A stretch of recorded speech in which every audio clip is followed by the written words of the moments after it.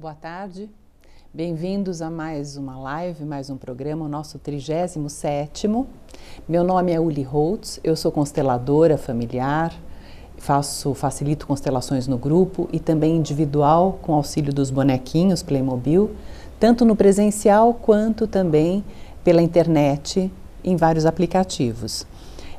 Eu sou também terapeuta familiar, trabalho em Sorocaba, quer dizer, moro em Sorocaba, mas atendo também em Itu, em constelações no grupo. Sou também docente em formação, em cursos de formação em constelação e também em postura sistêmica. E é um grande prazer sempre estar com vocês.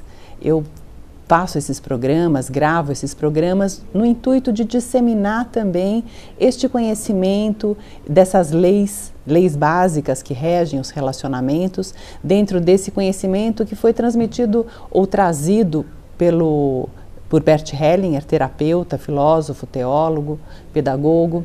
E hoje eu estou aqui, para a gente conversar um pouquinho. Hoje eu vou fazer um pouquinho diferente o programa, eu vou responder as perguntas que me fizeram pela internet, pelo Face. Inclusive, se vocês quiserem, se vocês tiverem alguma pergunta, algum questionamento, algum tema interessante que vocês achem interessante, que talvez seja uma demanda de vocês e que vocês queiram ter uma dica ou olhar para isso, ter alguma informação de quais são talvez essas dinâmicas inconscientes que podem estar por trás desses processos. Vocês podem me mandar isso tanto no Face, minha página é Uli Holtz Constelações Familiares, ou pelo WhatsApp, que é o 15 991 11 5467, e aí eu vou já trazer esse material para os nossos próximos encontros aqui. Então hoje eu até trouxe uma colinha para não me perder, porque às vezes eu tenho uma sensação de, puxa, será que eu já falei isso? E é tão esquisito olhar para um tubo aqui e lembrar ou ter em mente tudo aquilo que eu quero dizer. Então hoje eu trouxe uma colinha, vocês vão me desculpar, ou até talvez nós vamos aproveitar isso dessa forma. Vou começar a trazer isso também por escrito para facilitar também. Então a primeira questão que me trouxeram, que foi também uma pessoa que assiste essas lives, e ela me perguntou o seguinte: como fica a questão do ponto de vista sistêmico quando um homem adota os filhos do primeiro relacionamento ou do primeiro casamento, digamos, da mulher dele? Então eu vou colocar isso aqui em bonequinhos para ilustrar isso. Suponhamos então que essa mulher teve um relacionamento com esse homem e teve uma criança desse relacionamento. E aqui podem acontecer muitas coisas, pessoal? Às vezes é uma adolescente que engravida e que tem um filho de também um adolescente, e de repente esse menino vai estudar, ela também vai estudar, mas essa criança cresce, o tempo passa, e de repente essa mulher encontra e entra na vida dela um outro homem. E esse homem fica um tempo na vida dela e talvez surja aquela sensação, puxa, então,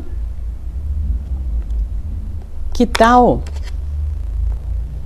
você me deixar adotar a sua filha? Ou, às vezes, vem o pedido da mulher e diz, puxa, por que você não adota essa menina? Quer dizer, nós já estamos juntos há tanto tempo, você, dentro do meu ver, é mais pai dela do que ele. De repente ele não foi um pai presente, talvez esse homem também não tenha participado tanto da vida dessa criança, talvez ele se sinta um pouquinho culpado por ter acontecido tudo do jeito que aconteceu, e talvez este homem e esta mulher resolvam propor para este homem que ele assine um termo passando a paternidade para este homem. E talvez esse aqui, digamos, nessa consciência pesada por não ter participado de fato da criação e da vida dessa menina, ele talvez concorde e assine esse termo. E como é que a gente olha para isso do ponto de vista sistêmico? Do ponto de vista sistêmico, isso encrenca completamente o sistema, porque está completamente fora de ordem. Isso acaba com a ordem dentro do sistema. Eu não sei se vocês se lembram, quem estiver chegando hoje, eu sugiro que até assista as últimas lives, ou as primeiras lives, onde eu falo um pouquinho sobre essas 3 leis básicas, que são a lei do pertencimento, a lei da hierarquia e a lei do equilíbrio. Então, esse ato, ele já fere, numa primeira atacada, essa lei do pertencimento, porque este pai, ele se exclui da vida dessa filha. E ele também é excluído da vida dessa família como um todo. Só que essa criança, essa filha, ela é filha biológica deste pai. O DNA dela conta a história dele e não a história dele. Então, o que acontece aqui? Essa menina se ressente e esse pai perde o direito a ela. Então, deste lugar onde essa criança pode ser filha biológica desse pai, mesmo que ele não tenha ficado na vida dela. E eu estou dando um exemplo aqui de um pai adolescente, mas poderia ser um pai que de alguma forma sumiu da vida dessa criança. Ou poderia ser um homem que de repente morreu muito cedo. Ainda assim, o DNA dessa criança conta a história deste pai biológico, do encontro dele com a mãe biológica dela. E quando isso é respeitado e visto pelo novo casal, essa menina, ela pode tomar a vida deste pai biológico, dizer sim ao que aconteceu aqui, porque lembra, gente, mesmo a criança aqui, mesmo o que foi difícil, mesmo se trata de uma mãe adolescente, de um pai adolescente, para esta criança seria ela dizer: "Uhul, que bom que vocês, encrencados", e talvez até dentro de um ponto de vista parcial e responsáveis, vocês tiveram esse encontro e nasci eu desse encontro. Ou seja, na criança tudo deu certo. Então, ela poder tomar este pai biológico, a vida que veio através dele, e também receber e aceitar, através do respeito deles a tudo o que aconteceu, tudo o que este homem, este vice-pai, pode oferecer em termos de segurança, de passar princípios, de manutenção de vida, no dali para frente. Então, respondendo essa pergunta, como é que fica isso? Um marido da mãe adotar os filhos dela com outro homem, isso está completamente fora de lugar. E isso encrenca muito.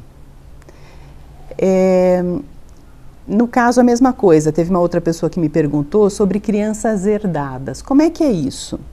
E eu não sei se é uma coisa muito comum aqui, mas, por exemplo, na Alemanha, eu tenho uma irmã que mora na Alemanha, e na Alemanha, quando morrem, por exemplo, os pais biológicos, essa criança, quem tem a tutela dela, digamos, é o Ministério Público. Então, o fato de os pais morrerem não quer dizer que essas crianças serão ou ficarão na família. Então, muitas pessoas, e até a minha irmã também fez isso, agora as crianças já cresceram, quer dizer, isso não foi necessário, não foi usado, mas ela conversou comigo e falou: "Puxa, na minha falta, você aceita cuidar, ser a tutora dos meus filhos? Porque isso precisa ser documentado. Porque se isso não é documentado, de repente essas crianças elas podem ir para uma filha de adoção e poderiam, em teoria, ser adotadas por outras famílias." Então, existe um termo onde a gente assina que concorda em receber essa criança caso aconteça alguma coisa com estes pais. E como é que funciona isso? Então, aqui nós temos um casal. Esse casal tem, por exemplo, 3 filhos. E pode ser que esse casal, não foi o caso da minha irmã, porque eu sou da família, mas pode ser que este casal diga: "Puxa, nós temos uma preocupação com os nossos filhos, de alguma forma aconteceu alguma encrenca entre a gente e os nossos familiares, a nossa família de origem, e no caso da nossa falta, nós não queremos que as nossas crianças fiquem com alguém da nossa família. Então, nós fazemos um combinado e combinamos, por exemplo, que este casal de super amigos, que podem inclusive ser talvez padrinhos de uma dessas crianças, pode ser ou não, então nós vamos fazer uma documentação que, se nos acontece alguma coisa, estas pessoas, este casal, tem a guarda dos nossos filhos. Então, o que acontece aqui, dentro do ponto de vista sistêmico? O que o Bert Hellinger fala? Isso também causa desordem, isso está completamente fora da ordem. Por quê? Estes pais, digamos que eles faleçam, né? Então, eles não estão mais presentes. Essas crianças, o DNA delas conta a história destes pais. Só que a história destes pais é contada, digamos assim, eles contam a história do encontro dos pais deles, ou seja, estas crianças pertencem a este sistema familiar. E o que a gente percebe nas constelações é que é muito mais pacífico para as crianças estarem na sua comunidade de destino, ou seja, na sua família de origem, da forma que for, ao invés de ficar numa família estranha. Mesmo porque também aqui isso funcionaria como adoção. É como se este casal adotasse estas crianças. E aí a gente entra de novo naquela mesma dinâmica da adoção. Então, quando uma adoção é boa, quando é que uma adoção é uma adoção pacífica, uma adoção que traz leveza, que traz harmonia, tanto para este casal quanto para essas crianças que seriam, digamos, adotadas. Quando existe uma intenção única de fazer por eles, de oferecer para eles um teto, manutenção de vida. Mas o que acontece quando essas crianças vêm de uma fatalidade dessas? Morreram os pais, existem parentes, existem tios, existem avós, a prioridade é deles. Uma adoção, neste caso, só seria boa se não houvesse ninguém disponível para ficar com essas crianças, se não houvessem avós, se não houvessem tios, e aí mesmo que essas crianças fossem separadas, porque o que pode acontecer aqui também, de repente não dá para uma família ficar com mais 3 filhos, se ela já tem 2 ou se ela já tem 3 filhos próprios, mas é mais fácil encaixar um na família, e de repente um outro irmão pega outro, um cunhado pega outro. Para as crianças, isso traz, digamos, essa fatalidade acontecida, traz essas sequelas também, essas rebarbas da separação deles. Mas, de novo, pessoal, quem somos nós para dizer o que é melhor, o que é certo, o que é errado? Porque, de alguma forma, quando a gente vibra ali malha de ferro, é o ímã que nos atrai. E, de alguma forma, essas crianças também estão numa situação onde, por ressonância, onde, por sincronicidade, eles estão nesse lugar. E aí o que acontece é aquilo que é possível. Então, quando existe condição dessas crianças ficarem nas suas famílias, o mais pacífico, o mais ordenado é que elas fiquem nas suas famílias de origem. Da mesma forma, quando a gente encontra, por exemplo, crianças abandonadas, né? E tem também o juiz baiano, que também é meu professor, dentro da pós-graduação de Direito Sistêmico, ele trouxe para a gente também um exemplo de um casal que eles eram drogadictos e eles tinham filhos, eles moravam com esses filhos na rua. E também o Ministério Público tirou essas crianças deles e veio para ele decidir o que fazer, como, para onde orientar, para onde encaminhar essas crianças. E ele também trabalha com constelação e a conclusão, digamos, foi que essas crianças ficassem num lar provisório. Então, num lar provisório, as crianças, elas têm direito a continuar pertencendo a estes pais. Então, esses pais, eles têm, por exemplo, a supervisão também. Eles precisam fazer um tratamento, nesse caso específico eles fizeram, eles tiveram recaídas, eles amam esses filhos, então eles sempre procuraram saber dessas crianças. Essas crianças, se pudessem, voltariam para as ruas só para poder ficar com pai e mãe. E quando existe, digamos, uma família que os acolhe, onde existe assim, uma condição transitória, estes digamos, cuidadores dessas crianças, eles também têm um olhar para estes pais. Então, uma coisa que também é importante, e quando eu fiz um trabalho também